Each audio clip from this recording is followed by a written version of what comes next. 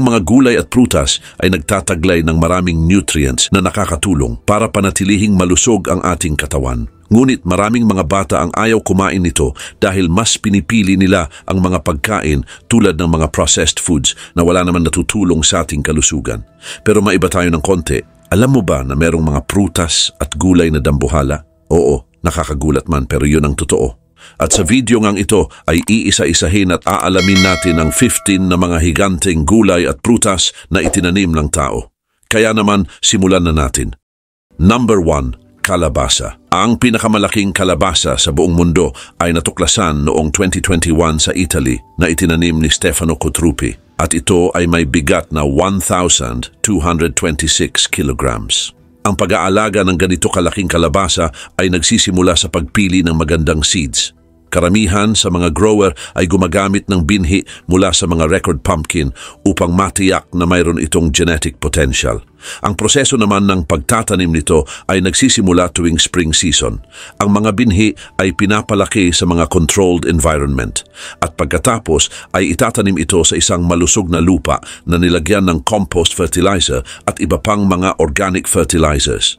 Gayun din, isang mahalagang aspeto sa pagpapalaki ng higanteng kalabasa ay ang tamang pagdidilig at pag-aalaga dito. Ang mga grower ay gumagamit ng mga sophisticated irrigation systems upang masigurong sapat ang tubig na naa-absorb ng tanim. Ngunit kung mapasobra ang tubig, maaari itong magdulot ng pagkabulok ng pananim. Bukod dito, ang tamang paglalagay ng mga nutrients tulad ng nitrogen, phosphorus at potassium ay mahalaga upang maging mabilis ang paglaki ng kalabasa.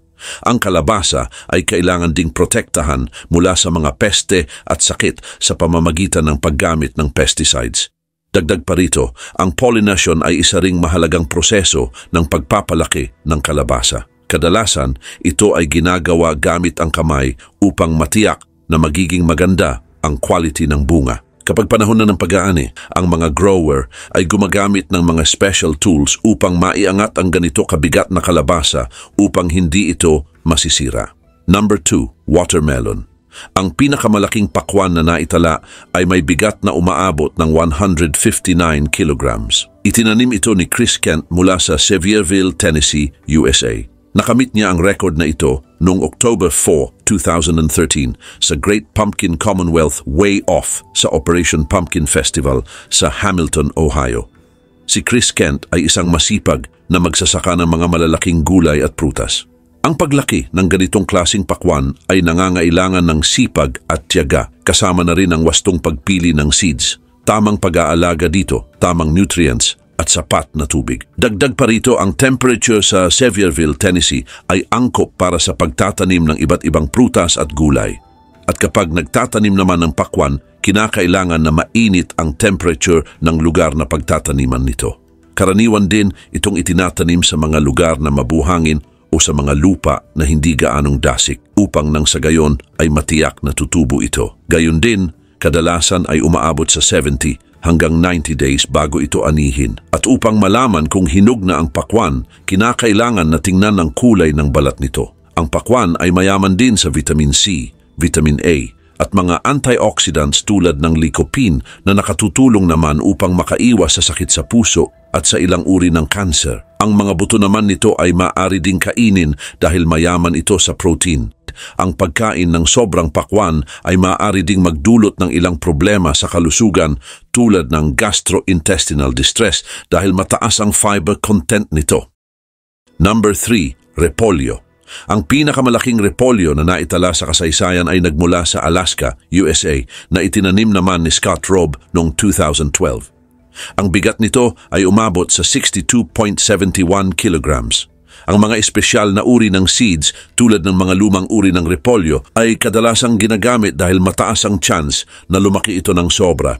Ang tamang panahon ng pagtatanim nito ay isa din sa mahalagang faktor upang lumago ito ng maayos. Sa Alaska, ang panahon ng tag-init ay nagbibigay ng halos 20 hours ng liwanag araw-araw na nakatutulong naman sa paglaki ng mga halaman. Samantala, ang mga nagtatanim ng repolyo ay gumagamit ng organic fertilizer at iba pang soil amendments upang mapanatili ang mataas na quality ng lupa na pagtataniman. Gayon din, ang regular na pagdilig at pagkontrol sa mga peste ay mahalaga rin upang maging maayos ang pananim. Bukod dito, ang pagtitiyaga at pagmamahal sa mga pananim ay importante din kung gusto mong makapagpalaki rin ng higanteng repolyo. Ang mga farmers ay patuloy na nagmumonitor sa kalagayan ng kanilang mga tanim upang matiyak kung lumalaki ba ito ng maayos. Dagdag pa rito, ang repolyo ay mayroon ding iba't ibang benepisyo sa ating kalusugan dahil nagtataglay ito ng mga vitamins, mineral at antioxidants. Ang repolyo ay mayaman sa vitamin K na mahalaga para sa blood clotting at bone health. Ang vitamin C naman ay isang antioxidant na nakakatulong upang mapalakas ang ating immune system at upang mapabilis ang paghilom ng mga sugat. Bukod dito, ang repolyo ay mayroon ding folate, potassium at fiber. Ang folate ay mahalaga para sa paggawa ng DNA at iba pang genetic material, habang ang potassium naman ay nakakatulong sa pag-regulate ng blood pressure. Ang pagkain ng repolyo ay nakakatulong din upang mabawasan ang panganib ng pagkakaroon ng cancer. Number 4. Kamote. Ang kamote ay isang uri ng root crops na karaniwang itinatanim sa iba't ibang panig ng mundo dahil nagtataglay ito ng iba't ibang nutrients. Ngunit, sa mga nagdaang taon ay nagkaroon ng mga experimentation at pagsasaliksik kung paano mapapalaki ang kamote at kung paano mapapataas ang quality nito. Isa sa pinakakilalang halimbawa ng higanteng kamote ay natagpuan sa Lebanon. Noong 2018 ay nakapagtanim si Khalil Simhat ng isang kamote na may bigat na halos 11.2 kilograms. Ang malaking kamote na ito ay nakilala dahil sa sobrang laki nito kumpara sa mga karaniwang kamote na madalas ay umaabot lamang ng 1 hanggang 2 kilograms. Samantala, upang makapagpalaki ng higanteng kamote, mahalaga na gumamit ng mataas na uri ng seeds at fertile soil.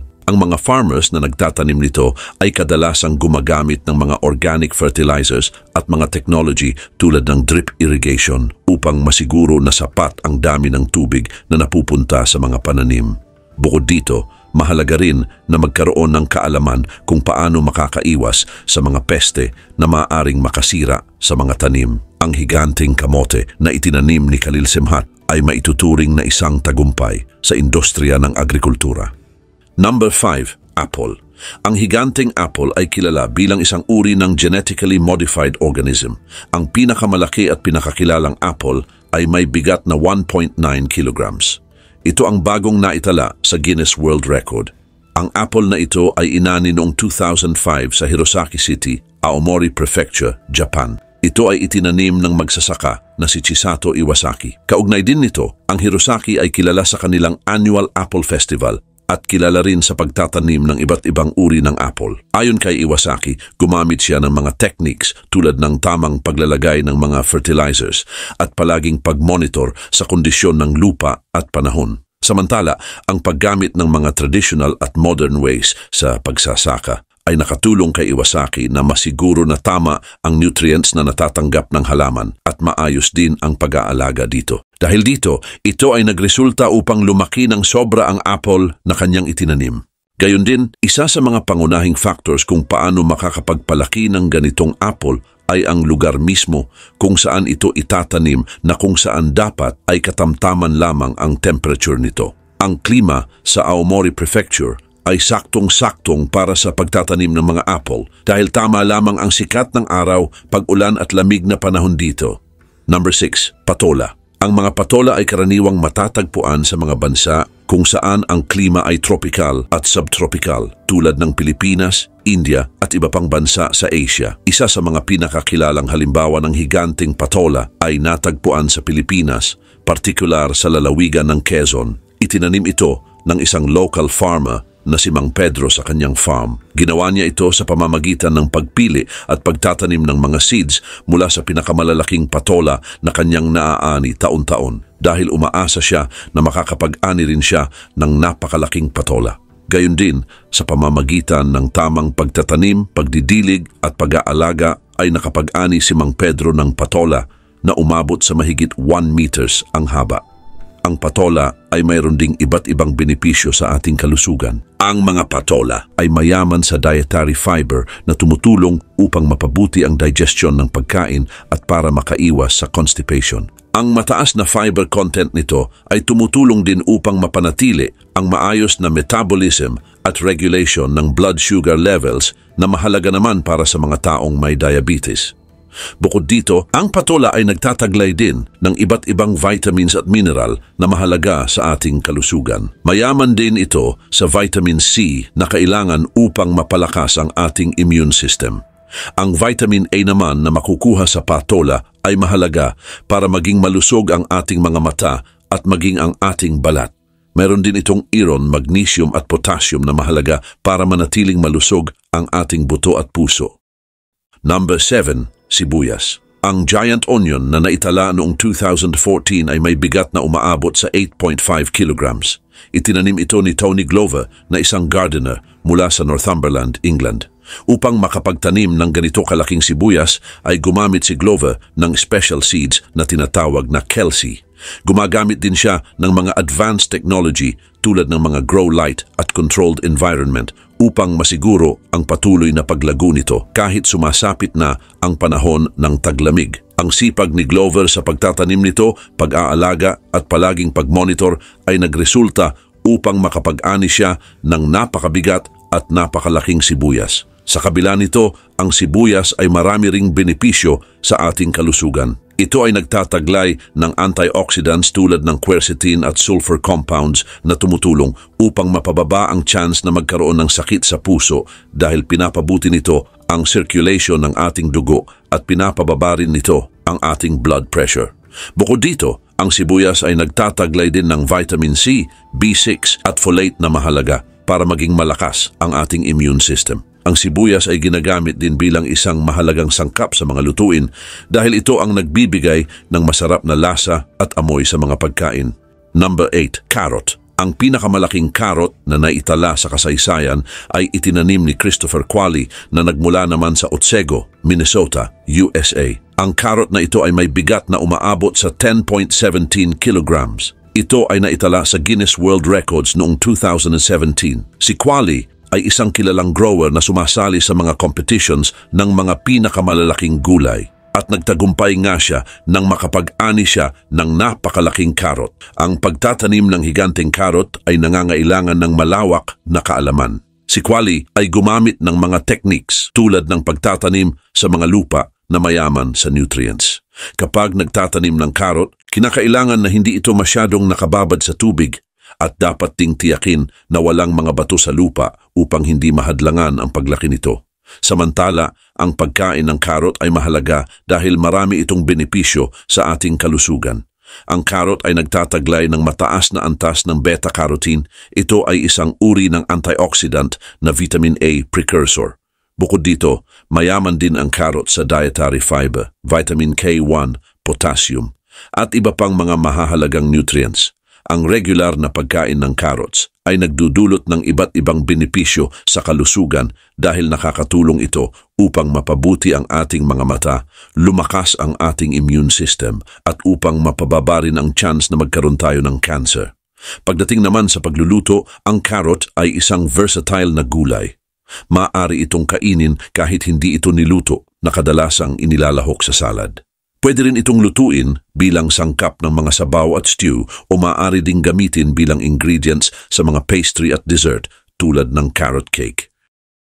Number 9. Mango. Ang pinakamalaking mangga na naitala sa kasaysayan ay kinilala ng Guinness World Records noong 2009. Ang manggang ito ay pinalaki nina Sergio at Maria Socorro Bodjongan sa kanilang farm sa Iligan City na matatagpuan sa northern part ng Mindanao. Ito ay may timbang na umaabot sa 3.5 kilograms. Samantala, ang pagpapalaki ng ganitong mangga ay nangangailangan ng tamang pag-aalaga, sapat na nutrients at tamang weather condition. Bukod dito, ang mga mangga mula sa Pilipinas ay kilala sa buong mundo dahil sa matamis na lasa nito. Gayon din, ang pagkakaroon ng ganitong record ay nagsisilbing inspirasyon sa lahat ng mga local farmers na mas pagbutihin pa nila ang paraan ng pagtatanim at ang pagpapasigla ng sakahan. Ang record na ito ay hindi lamang tagumpay sa larangan ng agrikultura, kundi isa din itong maipagmamalaki ng bansa. Sa kabila nito, ang mangga na ito ay sumisimbolo din sa pagsisikap at sa pagmamahal sa kalikasan. Nagpapakita din ito na ang lahat ng mga farmers ay may kakayahan ding makagawa ng mga kahanga-hangang records basta ang pagtatanim ay sasamahan nila ng sipag, tiyaga at sapat na kaalaman. Dagdag pa dito, ang mangga ay mayaman din sa iba't ibang vitamins at minerals. Mayroon itong mataas na vitamin C na mahalaga sa pagpapalakas ng immune system at gayon din ang vitamin A na nakakatulong naman sa pagpapaganda ng paningin. Bukod pa dito ay nagtataglay din ito ng dietary fiber na nakakatulong din sa maayos na digestion at ang mga antioxidants din nito ay mainam naman upang labanan ang iba't ibang sakit tulad ng sakit sa puso at cancer. Maliban dito, ang mangga ay maaaring kainin ng hilaw o hinog at karaniwan din itong ginagawang sangkap sa mga salad, smoothie at mga desserts tulad ng mango float at mango cake. Bukod pa dito, ang mangga ay ginagamit din sa paggawa ng mga produkto tulad ng dried mango, mango juice at mango jam. Number 10, potato. Ang pinakamalaking patatas sa buong mundo ay itinanim ng isang farmer na si Peter Glazebrook sa kanyang farm sa Nottinghamshire, England. Gayon din, ang patatas na ito ay kinilala ng Guinness World Record noong 2011 bilang pinakamalaking patatas na natuklasan sa kasaysayan ng mundo. Samantala, ang bigat nito ay umaabot sa 8.3 kilograms at ang haba nito ay umaabot sa 24 inches. Habang ang lapad naman nito ay nasa 13 inches. Ayon kay Glazebrook, ang kanyang tagumpay ay bunga ng maingat na pag-aalaga, paggamit ng tamang fertilizers, pagkakaroon ng sapat na tubig at tamang temperature. Dagdag pa dito, ang pagtatanim ng ganitong patatas ay kinakailangan na pumili ng tamang uri ng seeds at tiyakin na ang lupa ay mayaman sa nutrition at mayroong watering schedule. Sa kabila nito, ang pagkakaroon ng ganitong record ay patuloy na nagsisilbing inspirasyon lalong higit sa mga farmers na hindi imposible na makamit din nila ang ganitong tagumpay basta sasamahan nila ng sipag, dedikasyon at mayroong sapat na kaalaman. Number 11, pineapple. Ang pinakamalaking pinya na naitala sa kasaysayan ay itinanim ni Christine McCallum at ito ay matatagpuan sa Bakewell, Australia. Samantala, ang higanting prutas na ito ay kinilala ng Guinness World Records noong 2011 bilang pinakamalaking pinya sa mundo. Ang taas nito ay umaabot sa 32 centimeters habang ang circumference naman nito ay nasa 66 centimeters. Dagdag pa dito, ang timbang nito ay umaabot sa 8.28 kilograms at itinuturing din ito bilang pinakamabigat na pinya sa kasaysayan. Ang mga pinya ay karaniwang itinatanim sa mga lugar na may tropical climate upang makakuha sila ng sapat na sikat ng araw para sa kanilang paglaki.